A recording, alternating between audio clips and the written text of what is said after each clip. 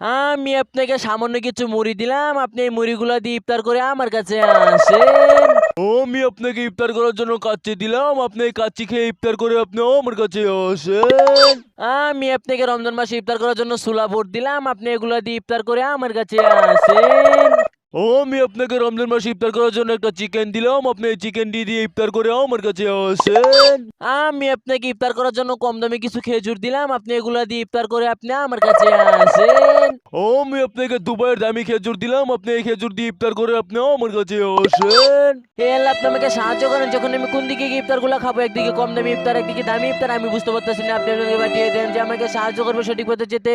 হ্যাঁ, আমি আপনাকে সাহায্য করতে পারি। তার আগে সবাই যখন এই ভিডিওতে লাইক করে চ্যানেলটি সাবস্ক্রাইব করে কমেন্টে বলে যাবে আপনি গরিবের দিকে যাবেন না ধনীর দিকে।